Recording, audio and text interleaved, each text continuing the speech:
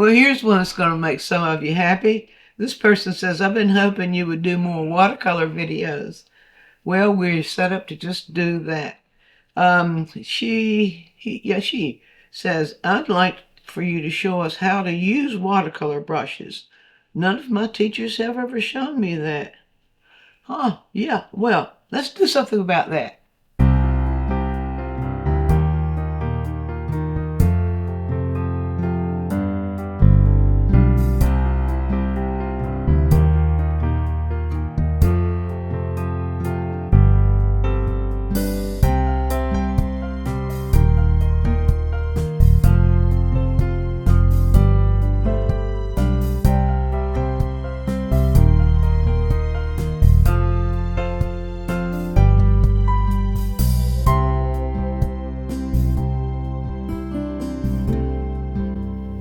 Oh, I'm not surprised that anybody, especially people who are just starting watercolor, would be totally confused about brushes, because there are more brushes, more watercolor kinds of brushes, I think, than there are of any other medium. Well, that's just my guess. But really, you don't need all those brushes, and I always suggest for beginning students, start out with just two, a good flat brush and a good round brush. So then it comes to how do you use these brushes. Watercolor is kind of a quirky little medium. It behaves differently. What the brush does behaves differently according to how wet or dry the paper is. It also, well, like other mediums too, behaves differently according to how your hand moves, how your wrist moves. So lots involved there. So I'm just going to focus this tip on the basics of using watercolor brushes. And this pretty much will pertain to any kind of watercolor brush you have. I think I'm right about that. First, I want to distinguish that I think the main brush, if you only have enough money to get one good one, get a flat one, not a round one. Get a flat one, and then save up your money again for your round brush. Meanwhile, you'll be surprised at the things a flat brush can do. But there are zillions of kinds of flat brushes. Now, you want a flat brush that's the most versatile, unless as you move into watercolor, after a while, if you need one that can do specific kinds of things for you that your workhorse brush won't do, then, that's a different matter. But let's just say, in the beginning, if you're just beginning watercolor or in the early stages of learning watercolor, let's learn how to use a flat brush. But first of all, I would suggest that you get a good flat brush that has some body to it. In other words, if you can see what I'm doing here, has some bend to it. Now this is wet, and when they're wet, they bend differently. So you see, with it wet, this one will bend like that, and it comes back, but it has a little bit of curve to it. But that's one way of telling that you've got a good brush, because if it wasn't a good brush, it would stay bent like that. So I used to tell my students to make the clerk in the art supply store, to bring you a little cup of water so you could test out the brushes. That other trick probably won't work. So that's one thing. Also, one that is, I think, a blend of natural and synthetic hair. Now, I know I am an animal lover myself, but sometimes an animal will, I'm sorry, I'm going to say it, will die, and all that wonderful hair that's on some animals makes good brushes. And some animals need to be groomed. And when they're groomed, oftentimes there is hair that will make wonderful brushes. Now, I'm going to say any more, but what I'm going to say is a blend of natural and synthetic makes a wonderful watercolor brush. I'll just tell you that.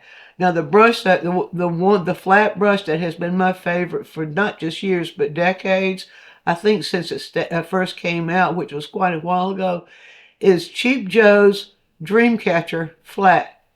Now they're available now. I checked before we started filming. They're still available. The Cheap Joe Dreamcatcher Flat. You can just Google that and it'll take you to it if you want it. The 1 inch is the one I would suggest starting out with, because it will give you more capabilities than some of the other sizes to start out with. Another watercolor brush that's very popular is the Aquarelle. I can never say that word. This one is purely synthetic, but it's stiffer.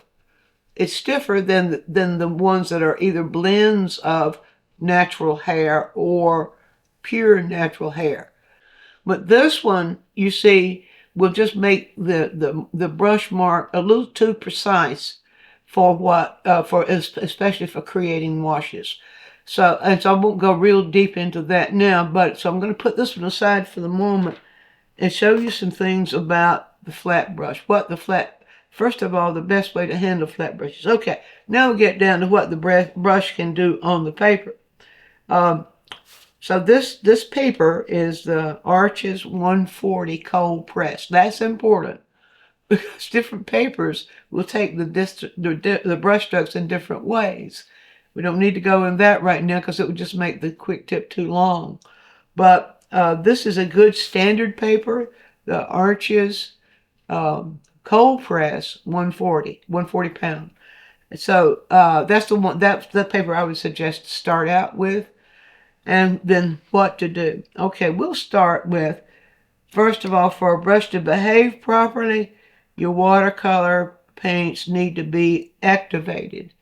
Now, when we use watercolor, if it comes straight out of the tube, it's already activated, meaning that it's wet and pliable, and it's going to be easy to work with. But what we do with watercolor is different from any other wet medium. We use these little wells in our watercolor palettes and we squeeze out as much as we can in one well. And usually that will be about, depending on the size of the tube, that'll be about half a tube. Well, for my palette here, it's about nearly a half tube to fill that well so that it's workable. And we just leave it there because we can re-wet it constantly, and they never, the colors I work with, never reach a point where you can't re-wet them and work with them. So what I advise you to do, now this is related to how to work the brush, because the brush won't work right if the paint's not right. That's the way it works in watercolor. So what I advise is maybe 15 minutes before you start working, or maybe an hour. Have a spray bottle, just an old-fashioned spray bottle like this, and give those wells of dried paint, they will be dried if you've left them for a while, just give them a couple of squirts of water all the way around. I did mine at least an hour ago, and have refreshed that every now and then to be sure that that paint remains activated. Now, activated means it's not watery and it's not pasty. In other words, well, if it comes out of the tube, that is more or less activated, but it would still need to be wet just a bit in order to work right. And so when you do that, it will just automatically, you don't have to stir anything. Especially if you put your lid back on or find a way to cover your palette so that the water doesn't evaporate quite so fast, then that will help that paint to be pliable so you can use it. I said, because I'm going to be showing you how the flat brush, or some ways the flat brush will work very, very good for you, I'm just going to use one color. And no need to go into color mixing right now. So here's the process I will use, and I recommend it. I'll wet the brush. It's a good idea to have a lot of water available for wetting the brush and keeping it washed, and then fresh water for dipping into to wet the brush when you need it for painting. So this little pan I've had for decades as well, as you can tell. This side has the water for washing the brush. That's the larger basin. And then this side is the water for using for painting itself. All right, so then wet the brush, and I give it a slight blot. This is a baby diaper. Having something to blot your brush on helps it to work best for you. So this is the old-fashioned cloth baby diaper that I've been using for a long, long, long, long, long time, as you can tell. And if they get really cruddy, you can throw them in the washer. Wash them. It's perfectly fine. You don't have to worry about watercolor. It doesn't have anything poisonous in it. It's not going to affect the environment or anything. So wet the brush, give it a slight, that's to keep it from dripping and control the amount of water that you put on it, but have enough water within the brush to help activate it. And then to activate it, just dip it in your paint and pull. And the paint will, you can see if you can, I hope the camera will show that the paint, you see this paint is wet. And this color is Antwerp Blue, made by Winsor and Newton. And you'll find that different colors respond slightly different depending on the pigments in the color. But so I'm just going to pull it. And then once you kind of load the brush, you put that paint on the palette and push or dab like that to pull enough paint on the palette to use. It's a bad idea to have a color in your brush and then dip the brush into another color, because then you'll contaminate the color that you dipped it into.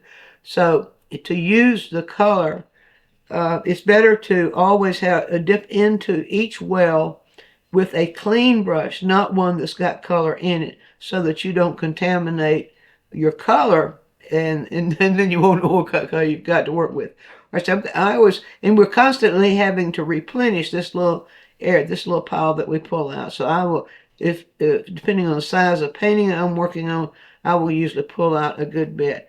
And that's how I like for mine to look to start with. Sometimes I'll pull it out a little bit thinner than that, but not this time, because if I wanted to paint, if I wanted to color it was really dark, then I would want that. Now I'm just going to start just with what I say, a color that's really dark. You see, I've got the brush. Let's see if you can tell. I'll just turn it. I've got the brush pretty saturated. I'm still going to hold it up into the camera so that you can see that. I got the brush pretty saturated with paint. Now, how to hold the brush. This is a no-no. If your fingers are touching the metal part of the brush, which is called the ferrule, then you need to slide your hand down and grab it on the wood, or if it's plastic or whatever material, grab it somewhere else. Now, where you hold the brush from this point on, from where the metal attaches to the handle, where you hold the brush is going to affect how you use it. I like to hold mine about right here, or like this. Either way, a way that you can hold it so that you can maneuver it and make it do what it's going to do. Why? Because the stroke, the watercolor stroke itself, should come from the arm, not from the wrist. Not this.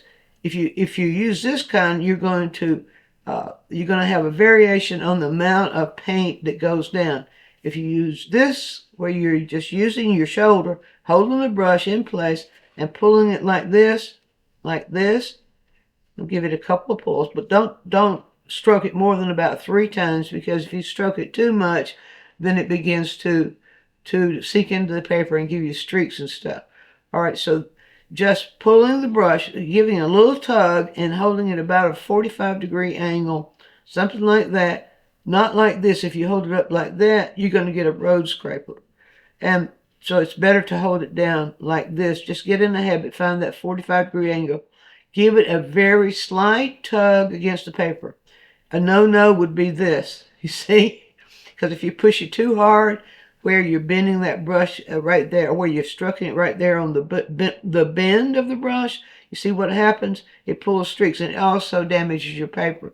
So you don't want to do that. You want to pull it. You'll find that comfortable angle at which you can make that paint go on the way you want it to go on. Now that is with the darkest color. Now I'm going to change some values here. And what I'm going to do is I'm going to dip back into this one. And I have wet there. Now I'm going to rinse the brush out. In watercolor, we don't use white paint. The paper is our white paint. We use the water. The more water that we have in the paint itself, the lighter the color is. Now you see, now I'm loading the brush. I'm getting a good bit of paint in the brush. And I'll just go here and stroke it. And see, I'm pulling my arm down like that. That is called a wash. And that's a light valued wash. And we can stroke it down, and we can stroke it across. But you shouldn't stroke. You shouldn't stroke the devil out of it, and you're going to get a devil of a passage. So in order to get a smooth layer of paint, if you just stroke it and overlap your strokes, just like I did there, and do that again. Now this would be the first skill that I would teach a beginning student these days. If you don't want to paint, these dream catchers hold a lot of paint. And so we don't have to worry about losing the water. The aquarelles don't hold that much paint because they're thinner. The bodies are thinner, and it's that natural hair in there, and along with the kind of synthetic that the Cheap Joe company used, that makes it hold all that paint. So if you want a wash, you want the brush to have quite a bit of paint. Now this is a wash on dry paper. And so if you're doing a wash on dry paper, which is the first skill I think every beginning watercolor painter should use, we're not concerned in making pictures right now because you need command of the brush before making pictures. All right, depending on which way you want that wash to go. Wash is a broad layer of paint. All right, so you see what I'm doing here. Now I'm holding it at that angle, and you don't want to squeeze it, but hold it firmly. And I'll use my arm, not my wrist. I use my arm to pull that paint. It always will drop a little bit of a well of paint there where we stop the brush stroke. I like for my watercolor paper would be slightly tilted so that runs down. But if you are just painting totally flat like I am here for this demonstration, usually what we can do is this. We overlap those strokes. You see what I'm doing here? I'm just pulling that, and in a good brush that's saturated with paint and go a long ways. It'll run out. It's beginning to run out now. Now usually what will happen is that if you not wait long, almost instantly, come back and do a stroke across in the other direction, all that averages out and gives you a nice smooth wash. Practicing, you see right in here now, you see, well, that's important, I think, for another lesson.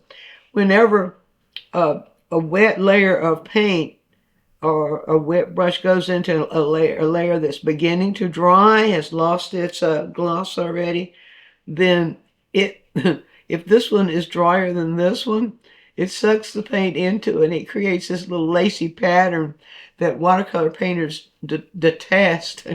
And that's called a back run. Other people have fancy names for it, but it doesn't matter. All right, so this is a smooth wash. On a smooth wash on dry paper. And that's the one I suggest that you start out and practice with. So what you're doing is let me go through this again because the sequence does matter. You want the brush loaded with water, and I always like to do that just a little bit on my drying pad so that it pulls the excess drops out. Then you go over into your paint at the edge of your pile of paint that you pulled out. If you go straight into it like this, you don't have any control over the value. But if you go at the edge of the paint and pull it in a circle, just let the tip of that flat brush touch where that paint edge is and pull it in sort of in a little circle like that.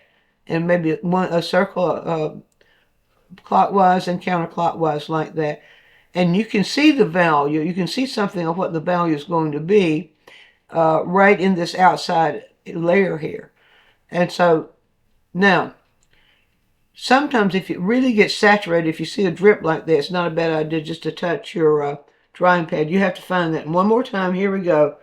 Now, remember, it's not your wrist. You don't want to do this. If you do this, you're going to have an uneven passage. You want to do this. Hold it at a slight angle and pull like this. And you may have to, when you start, you may have to pull a couple of times across because that the dry paper wants to resist the water that the wetness that you're putting down. You see, that one works out pretty good.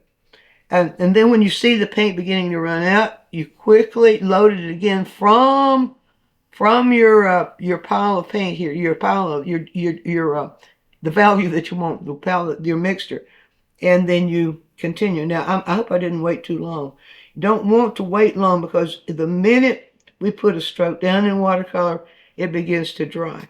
If you have a slight tilt, like I suggested earlier, like this, then that paint usually will run into the paint will run in both directions sometimes. But if you have it tilted this way, it will run down, and it usually averages out. I might have waited too long right in there, but that maybe is not bad for you to see too. All right, so that is a smooth wash on dry paper. Now let's show you some other things that just the flat brush itself will do. So I'm going to load it here. Now this time what I'm going to do is I'm going to load it, and I'm going to give it a little bit darker value. Just by, you see what I'm doing? I always load from that edge like that. And then I'm going to get like this. Now, the flat brush can do other things too. And so that is the major thing. If you would like to use the flat brush to help create shapes and lines, this is another stroke that you can do by using the flat brush. You can create lines like this. You see what I'm doing here? The movement comes from my shoulder.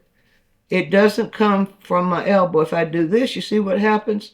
If I just do that, well, if you want that kind of stroke, you know that you can do that and you can get that kind of stroke. But if you want it to be a relatively, you want the line to be relatively the same as it goes up, like that, like that, like that. And I'm pulling it from the back right here. I'm not doing this. See that? I'm not doing that. That would give you a wider shape, so that you know that if you want images that like grasses and pine needles and all sorts of things like that, if that's the kind of image you want to create, you want the thin grasses, you want to hold it so that the tip, I hold it kind of at a little angle against the paper, and just use your arm and push like this. You see that? All right. And if you want the thicker grasses, then you start with pushing a little pressure on it on the other side and give it a flip like that. So this is one time when the wrist flip will be what you need, because you want that point at the end. All right, now the next thing I want to show you, and that's going to be it for this quick tip, is how you can make a short stroke using the flat brush. You make a short stroke that has an unequal edge, like you would maybe for grasses. And here we got the same sort. Let me push this paper up like this. Here we've got the same sort, except this time what we're doing, we push it like this, and then we move it like, let me load it just a little bit more paint so you can see it. Push the brush like this and give it a flip up. This time you do flip it up with your wrist, but not for washes, no such thing. So if that's the kind of stroke you want, the direction in which you flip it, you see, then can give you images like grasses or pine needles. You can think of the images. So if you need this kind of stroke, we give you that. This kind of stroke, using the tip of the brush and the way you move it, will give you the long, thin edges. And then what you do when you're painting with watercolor, when you're looking at your images, you decide, what do I need the brush to do to create that image for me? But first of all, it's a good idea to go through lots and lots of time practicing what these things that I've shown you that flat brush will do. You may get hooked on watercolor. Be sure to view all of our quick tips. And while you're doing so, subscribe to the channel, click on the bell, so you'll always get a notice when we produce a new quick tip, which is every week. And if you have a question, leave it in the comments section and we'll make a quick tip for you. Also, take a trip over to DianeMize.com, where I have full-length lessons, downloads, DVDs, lots of other stuff there, some free stuff for you. And while you're there, you can subscribe to the newsletter, and that way you'll always be informed every time we do something new.